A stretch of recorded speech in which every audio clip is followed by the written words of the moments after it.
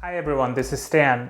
I'm from Poland and I used to live in Taiwan for 9 years. And today we're going to discuss a topic which is related to the international position of Taiwan and the threats that are coming from this CCP.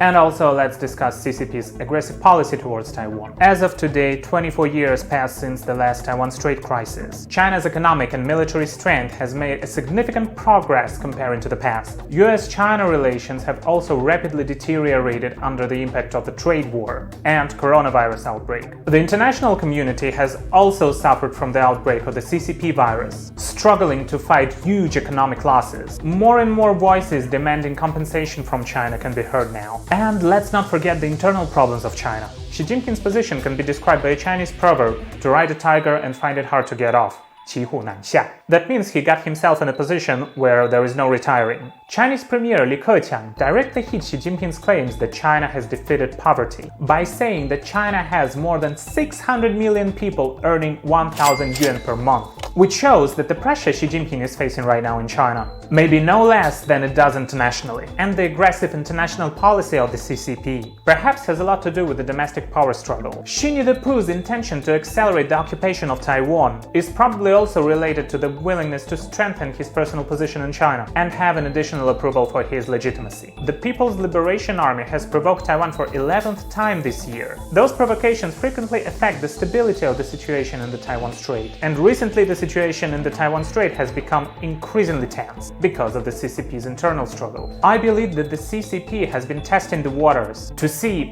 when it is best to attack and where to attack. They attacked India. They made some provocations in South China Sea. They flew over the median line of the Taiwan Strait. Moreover, the Chinese Communist Party is now under great domestic pressure. Xi Jinping is facing great internal challenges, the economic downturn and people's dissatisfaction caused by the pandemic, as well as the second outburst in Beijing and floods in the south of China. The dictator generally thinks that the way to vent pressure is to shift the attention and create the atmosphere of war, regardless of the consequences of that war, and regardless of the number of people killed or injured, as long as he can consolidate the people around him to let him stay in power. Like the viewpoints that I'm trying to promote in each video, the CCP has been proving that it hasn't changed and has never given up on its willingness to invade Taiwan, from the first Taiwan Strait Crisis to the third Taiwan Strait Crisis, to the recent case of sending jets to fly around Taiwan.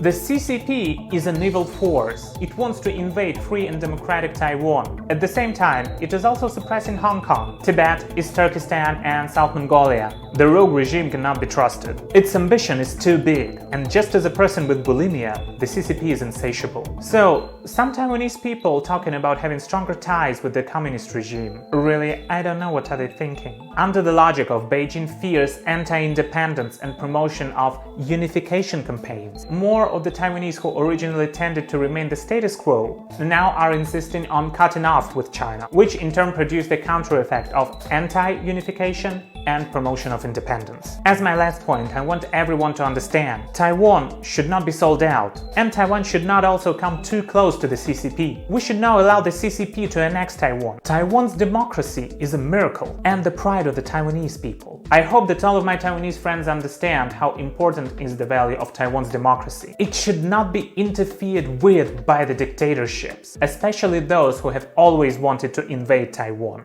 Let's unite our voices in support of the democratic island nation. This is Stan, and I see you in the next one.